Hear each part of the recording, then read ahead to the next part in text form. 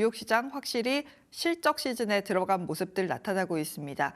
지수는 딱 전고점 부근에서 움직임을 가져가고 있는 가운데 큰 뭐라고 해야 될까요? 등락이 없는 상황이고요. 종목별 등락만 좀 크게 나타났습니다. 지수 함께 만나보도록 하시죠.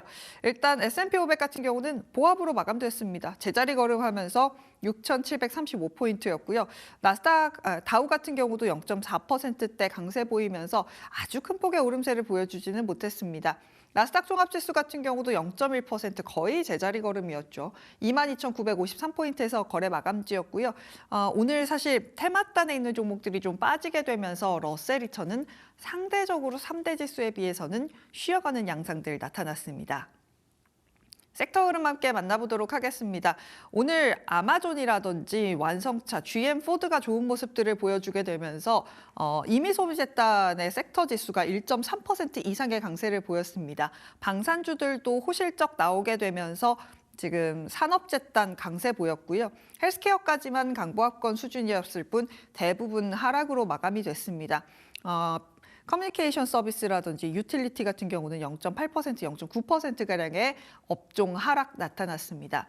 상승 하락 종목 수도 보시면 사실 상승 종목 수가 더 많았음에도 불구하고 지수가 오르지 못하는 모습이었습니다. 다우에서는 18종목, S&P 500에서는 297종목 올라가는 모습들이 나타났죠.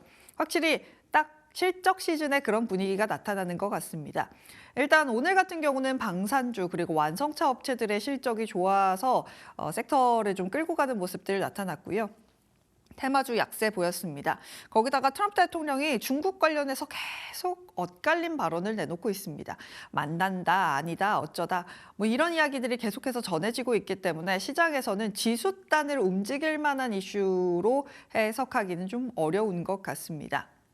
실적 이야기부터 좀 출발을 해볼까요? 일단 히트맵 함께 살펴보도록 하겠습니다. 굉장히 혼조적이죠. M7 종목 중에서 AWS가 멈췄었던 아마존이 이틀 연속으로 올라줬고요. 오히려 구글이라든지 테슬라가 2%, 1% 빠지는 모습들이었습니다. 하드웨어 단이 오늘 좋지 못했습니다. 엔비디아, 브로드컴, 마이크론 테크놀로지까지 1, 2% 이상의 약세 보였고요. 상대적으로 소프트웨어 단에 있는 종목들이 버텨냈습니다. 서비스나우라든지 세일즈포스 같은 종목들 올라주는 모습들 나타났고요. 파이낸셜 섹터 같은 경우는 사실 JP모건 같은 종목들 사상 최고치 부근에 있거든요. 오늘은 좀 차익 실적 나오는 모습들 함께 확인해 볼 수 있을 것 같습니다. 소비재단도 실적 발표 중입니다. 필립 모리스 실적 발표하고 나서 빠졌고요. 코카콜라는 올라가는 모습들 나타났습니다. 방산주 전반적으로 초록색으로 많이 물들어 있다는 것도 확인해 보실 수 있을 것 같고요. 아주 작게 보입니다만 GM과 포드 강세로 마감됐다는 거 체크해 보시면 좋겠습니다. 실적 이야기 함께 본격적으로 해보도록 하겠습니다. 일단 팩트셋에서는 여전히 S&P 500 기업들의 실적에 대한 기대감은 가져가는 모습들 나타나고 있습니다. 3분기 EPS 전년 대비 11.8% 늘어날 수 있을 것이다 라고 했는데 여전히 이것도 대형 AI 섞여 있는 종목들에 조금은 쏠림 현상이 나타나고 있습니다. M7 종목의 3분기 EPS 예상치가 전년 동기 대비 14% 늘어날 것으로 보이는데 S&P 500에서 이 7종목을 뺀 나머지 493종목의 EPS 성장률은 6.7%에 그칩니다. 확실히 대형주, AI를 하는 종목들의 실적이 좀 좋구나를 느껴볼 수 있는 숫자들이고요. 실적 모멘텀에 괴리가 좀 있다라고 이야기를 합니다.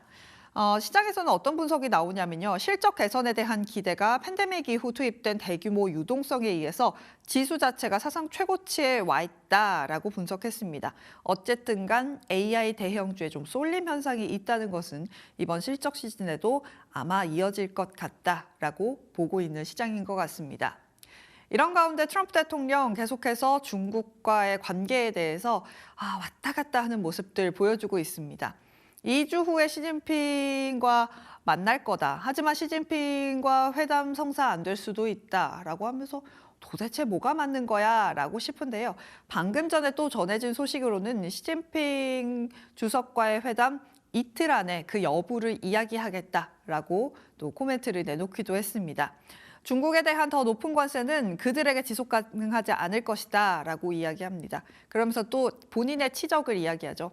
관세가 있어서 한국, 일본과 무역 협상 잘 끌어냈고 중국과도 그 공정이 어떤 누구에게 공정인지 모르겠습니다만 어쨌든 공정한 협상, 합의를 기대한다라고 이야기를 하면서 어쨌든 간 지금 에이펙 정상회담이 얼마 남지 않은 상황 속에서 힘겨루기 하는 모습들이 지속적으로 나오고 있습니다.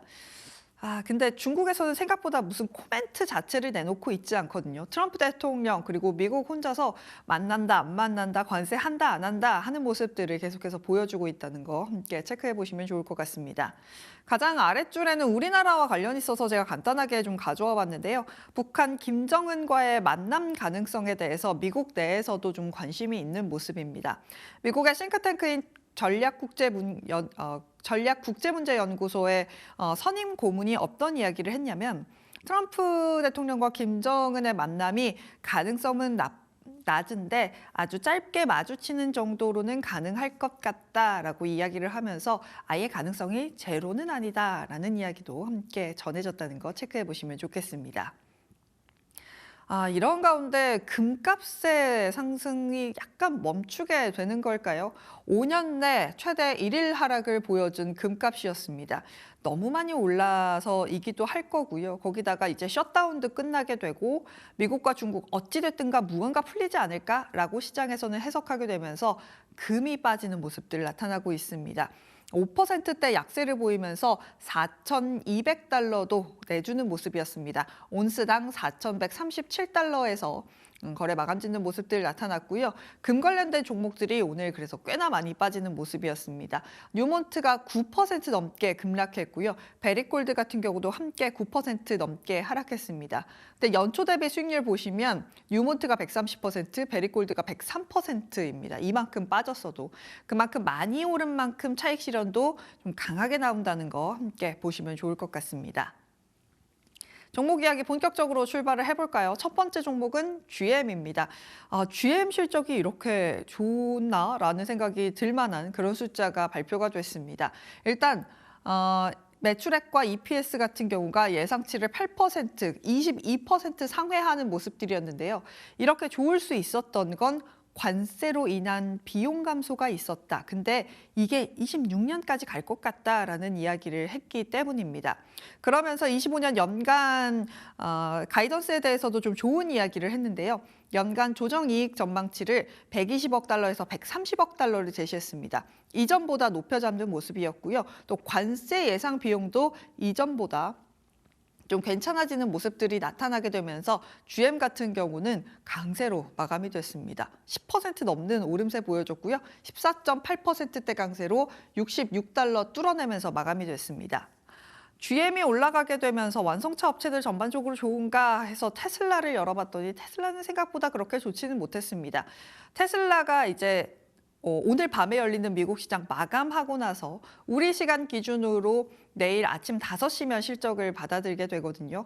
근데 실적이 3분기 워낙 좋을 거라는 거 모두가 알고 있죠. 그것이 선반영되었다라는 분석 전해지고 있습니다. 테슬라 어제 중국에서의 주간 보험 등록 대수가 발표가 됐는데 늘어나는 모습들이었습니다. 어쨌든 간 테슬라의 실적은 좋아진다라고 하는데 과연 실적 어떻게 발표될지 함께 지켜보시면 좋을 것 같습니다. 1%대 약세 보였고요. 오늘 GM이 올라가면서 포드도 함께 힘을 받는 모습이었습니다. 4.7% 오름세로 거래 마감지었습니다. AI 관련주로 바로 넘어가 보시죠. AI 관련돼서는 정말 이제는 전 세계에서 달려들어서 하는 모습들이 나타나고 있습니다. 네덜란드의 스타트업이 새로운 추론 프로세서 유로파를 공개했다라고 합니다. 근데 이 유로파가 훈련용 칩이 아니고 정말 연산을 할 수 있는 칩인가 봅니다. 공장 현장, 감시 시스템, 데이터 즉시 처리하는 자율 로봇 등 실제 AI 모델을 실행하도록 설계가 되어 있고요. 누가 만든다? 삼성전자 파운드리에서 이걸 만든다라는 소식이 전해졌습니다.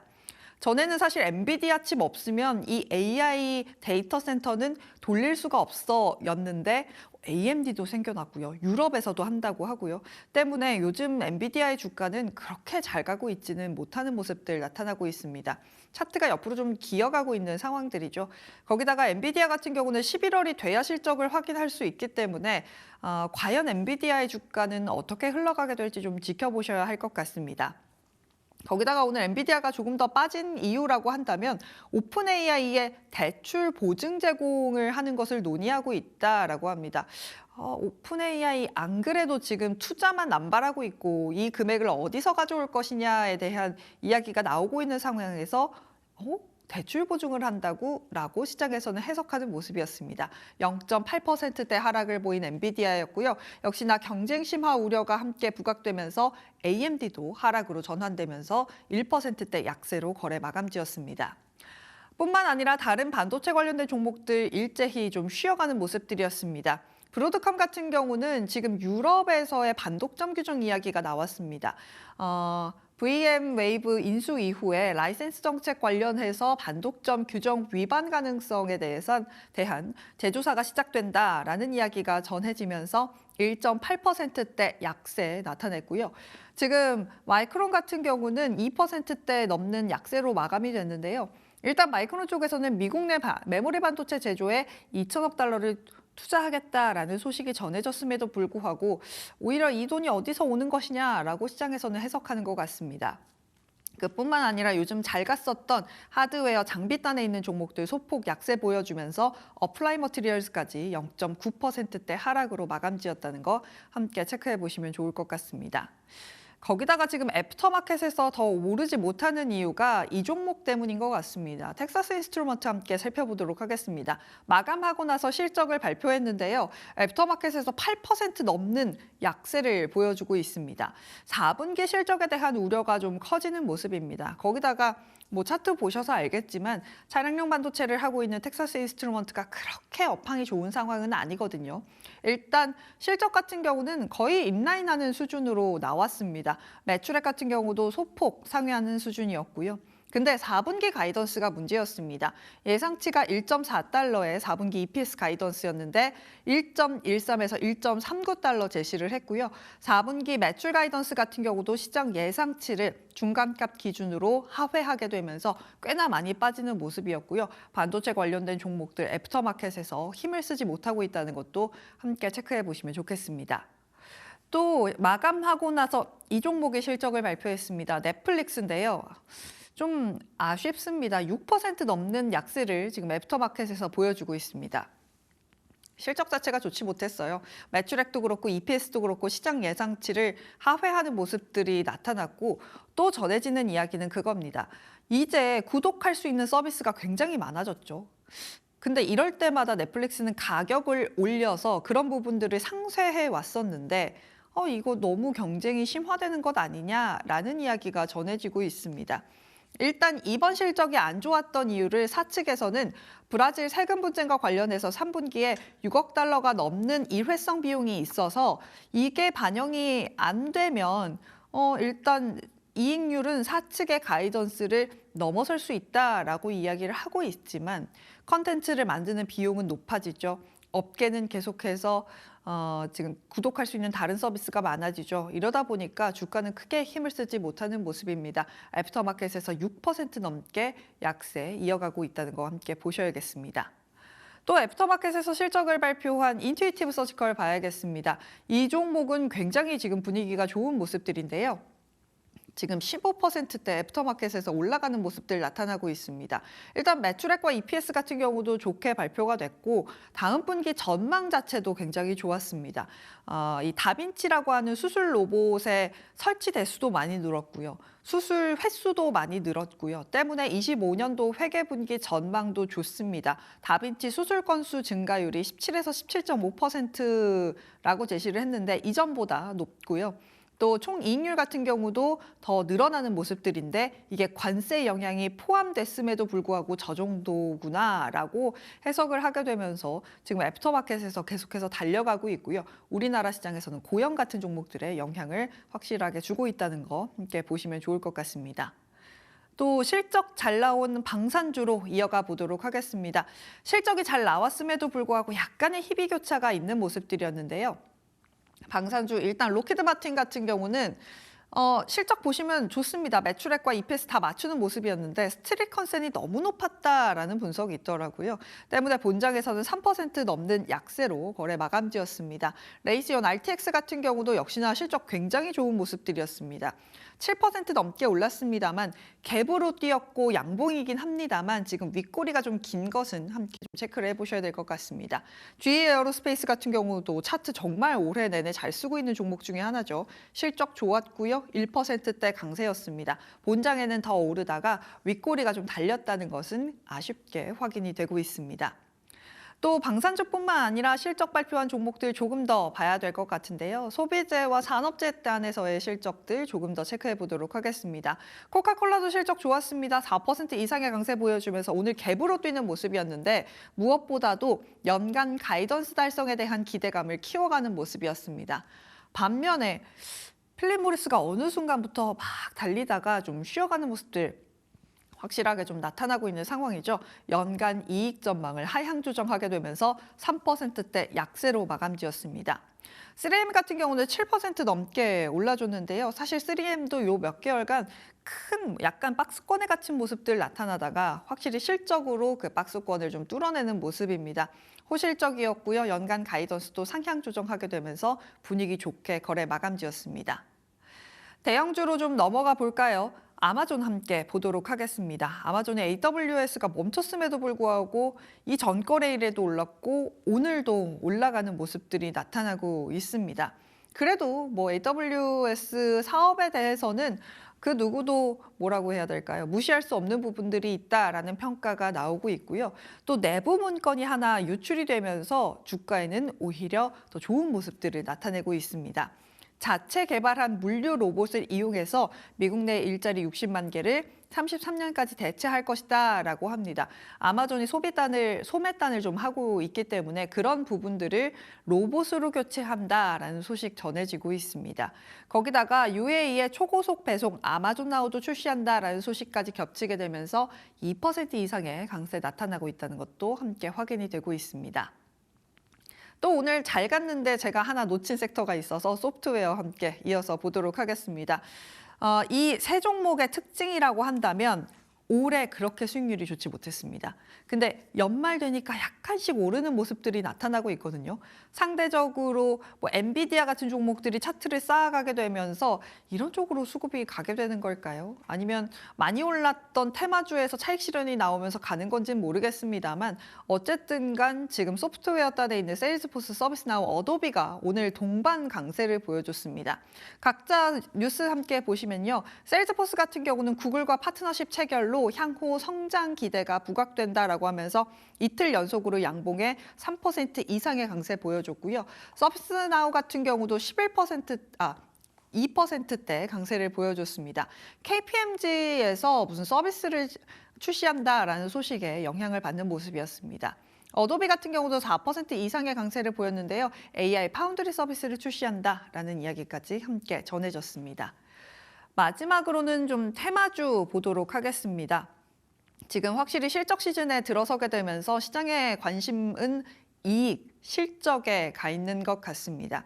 네, 여러분 아시겠습니다만 이 뉴클리어 파워라든지 오클로 그리고 리게티 같은 종목이 실적을 잘 쓰는 종목들은 아니거든요. 그러다 보니까 워낙 많이 오른 종목들 좀 차익 실현을 하는 모습들이 나타났습니다. 본장에서 뉴클리어 파워라든지 오클로 같은 종목들 13%, 12% 급락이었는데요. 또 애프터마켓에서는 좀 올라가고 있습니다. 많이 빠져서이기도 하겠습니다만 한 가지 뉴스가 더 있더라고요. 지금 미국 정부에서 이런 핵 원자력 기업들에게 군사용 핵 관련돼서 접근 권한을 준다라는 이야기가 파이낸셜 타임스를 통해서 전해졌다는 것도 함께 체크해 보시면 좋을 것 같고요. 리게티 같은 종목들도 7% 넘게 빠졌고 애프터에서도 이 종목은 오르지 못하고 있다는 거 함께 체크해 보시면 좋을 것 같습니다.